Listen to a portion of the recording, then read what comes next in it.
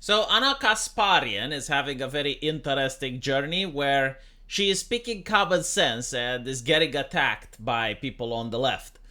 And in the recent saga, it seems that in the American news there have been many cases where the landowners themselves had difficulty in recovering their property from squatters. So imagine the situation where you buy a house for $1 million and then you can't use it because squatters are in there. And I think it culminated with a landowner getting arrested for changing the locks.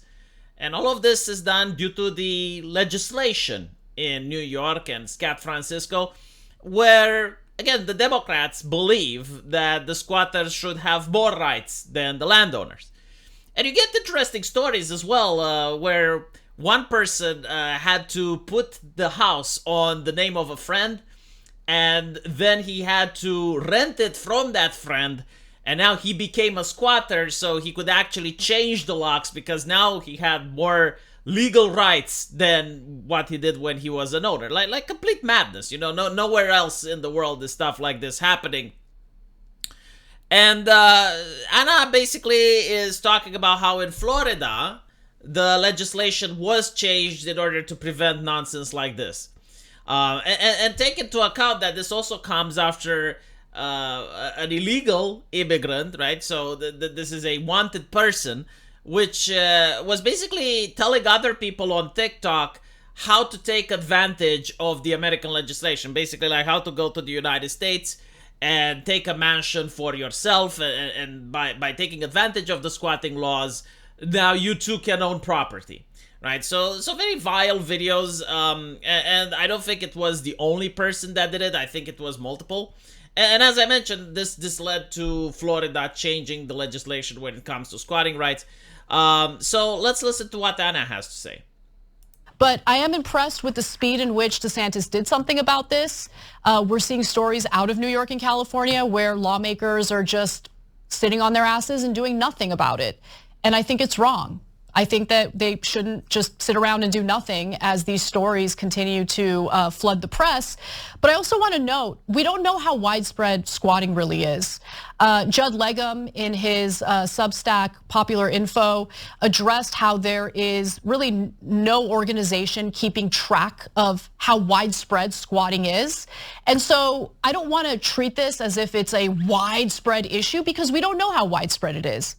So I like the fact that the question even comes to mind. It's like, how widespread is it? It's irrelevant how widespread is it. If you have a legislation that allows for people to take advantage of a particular situation, which can be quite disastrous for the person being taken advantage of, then there's no wrong in fixing the legislation. It can even be to the point where it never has happened. But simply the fact that you can perceive some person taking advantage of it in the future, and it's so simple to fix by just signing a piece of paper, then why not do it? Right. Now as you can see, people on the post-left watch, they're really upset that Anna Kasparian is talking about this, and I believe they were also the ones that were upset when she covered a different news story where a man was hacked to pieces, and the criminal tried to hide the evidence, and there was so much blood in the apartment that the police said the apartment is unlivable, and that criminal was then let out of jail the next day without bail, right? So Anna was horrified by this news, and the left immediately, like, they started saying, oh, but you don't understand my socioeconomic issues. Like, I have been under socioeconomic issues as well, and I haven't hacked anyone to pieces, and like, that person is obviously a danger to society. Not to mention, they generally don't know how much money he has. They do not know that he has socioeconomic issues, but they will assume he does.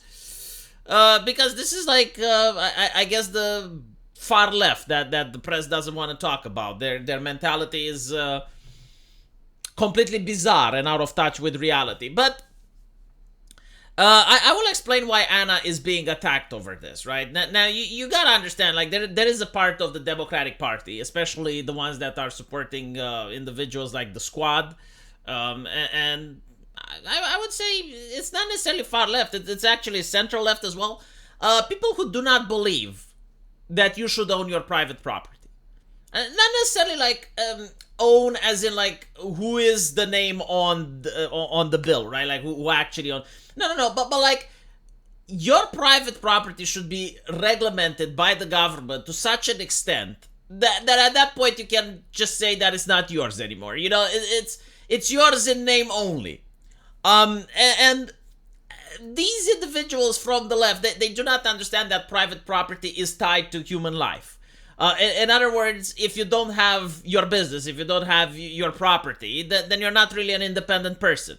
The ability to create goods and to create wealth for yourself is interconnected with private life. And basically, when you have the riots, right, like in the United States, and the Young Turks actually talked about that, and they were horrified what Kyle Rittenhouse did. And notice how the riots, you know, they didn't go against the government, right? Like they weren't against the politicians. No, like the riots were against business owners, right? So if you had the pharmacy, if you had a small shop, a mom and pop store, like that's what the rioters targeted. And if anyone were to try to defend those buildings and businesses from the rioters, then the left would automatically assume that the person was in the wrong. So in the case of Kyle, you get to see that he had the gun and the left was furious about it. But another person that Kyle shot at also had the gun, and that was fine, you know, because he was a protester. And you look at this ideology and all of a sudden it makes sense. They just hate business owners. They just hate landlords. Like they hate the average Joe having an ability to make money.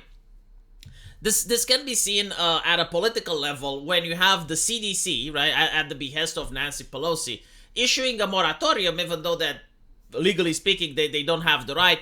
And the moratorium basically said that if you have a property and you have a tenant there, even if he doesn't pay, even if he does damages, you can't evict him anymore, right?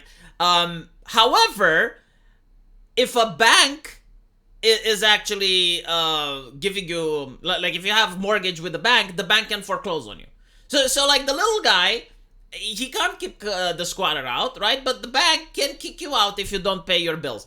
And this highlights, again, like the way the American left thinks. It's like a complete hatred for the little guy.